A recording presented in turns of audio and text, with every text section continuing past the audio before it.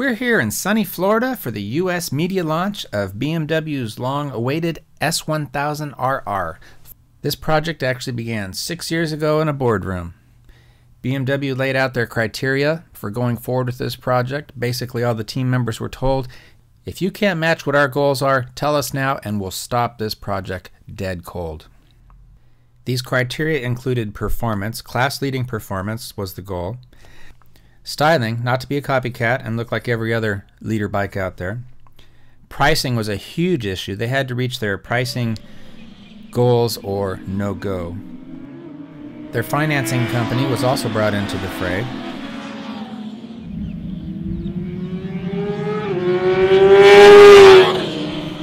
And they went out and they studied all the competition so well they actually say we might know the competition's bikes better than they do at this point. The commitment, in short, was huge. Boy, it turns now. Just going slow. We're going out in rain mode only. Very quick hitting brakes. A little bit of pressure to lean in.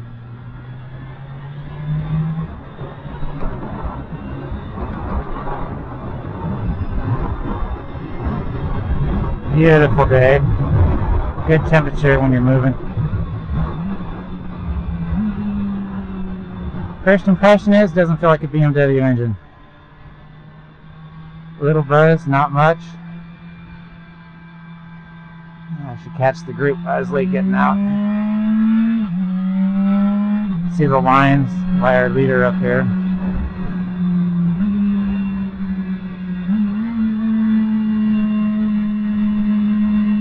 Oh, you can feel that groove going over, that's for sure. Catch up.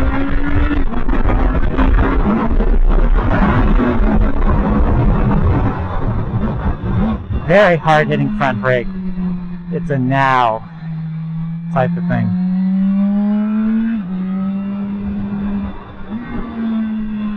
Downshifts out the clutch nicely so far, of course. Long straight. Now, BMW actually said they believe this is the most important product launching in the company's career. The reasoning behind this is that, at least in the US, the brand does not have a iconic feel or knowledge base of the younger riders. We got a slipper clutch to work with, which is great. Now, we're in the track, of course. I want to see the line the head guy takes, and I can't really see him.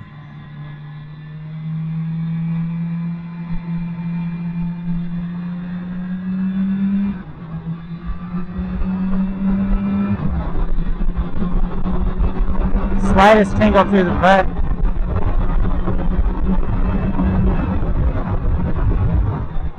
Really hard hitting front brake. You know, BMW is known for a more affluent customer, generally an older customer. Actually, they meet the average age of customers now in the US. But the younger riders do not know BMW as a brand. They do not look towards the brand for performance. Gotta look at the track.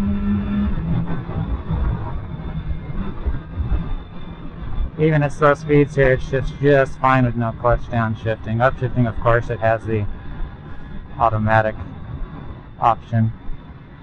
It's up and around.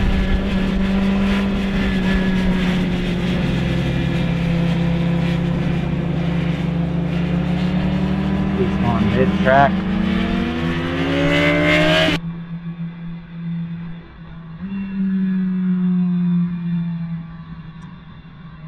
Feels like a sport bike in every sense of the word. Sounds good, not loud, sounds healthy. Of course, we're not on the gas, we're at 5,000 RPM. Now, this is the bike they've been racing now for a short time in the World Superbike class, and that will continue for 2010 with 2 factory riders and I believe 2 support riders to some degree. Now, the big thing is that motorsports gives credibility to a company, particularly in the younger generations that are riding. Such a neat sound, the auto shifter.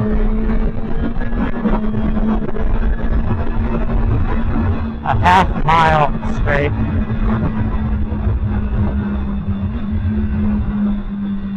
But I really need to get a feel for her brakes.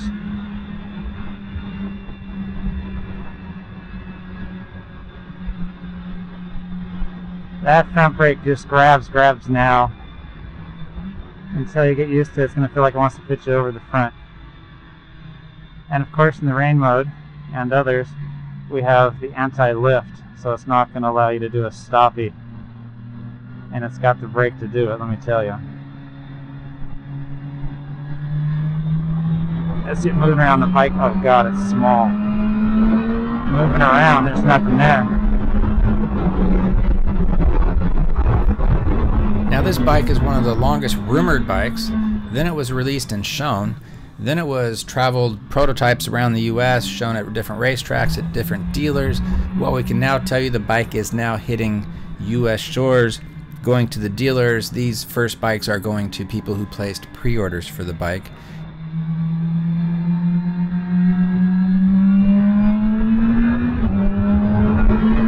Yeah, you really can get around on this bike. Chassis size, I mean, it absolutely 600 size is the way it feels.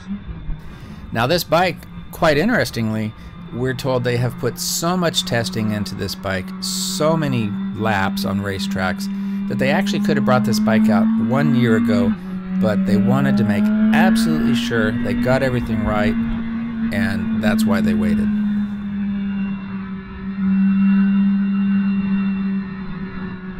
Feels nice hanging off, very natural. Of course, it's slow speeds.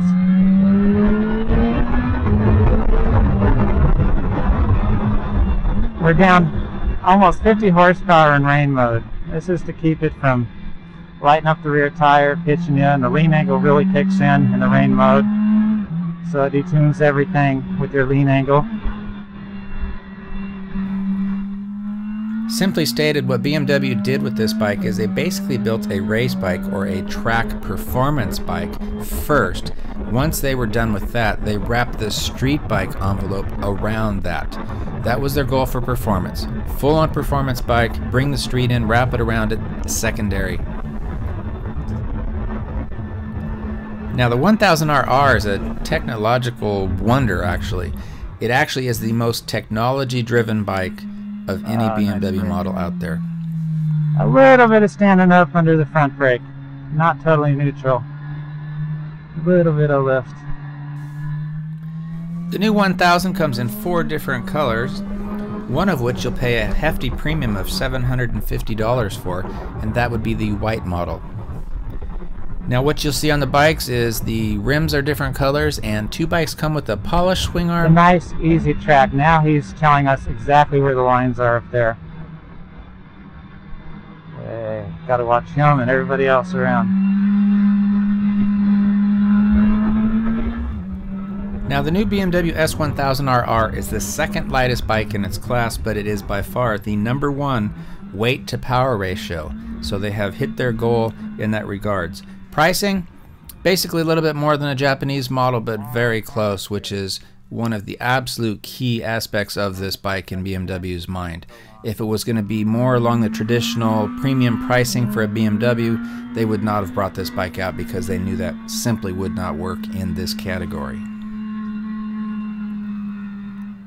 Now the S1000 has variable intake manifolds, so this tunes the intake for different throttle settings.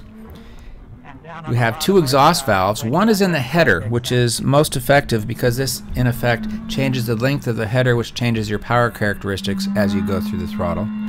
There's an exhaust valve in the muffler. This basically tunes the sound of the bike as RPM changes. Now there's a slipper clutch, which I absolutely fell in love with, used the hell out of it. We got a wet clutch, and what they're calling race ABS, which is 1/4 the weight of previous systems. And I've got to tell you, everything I say here is about the bike on a track because that's the only place we experience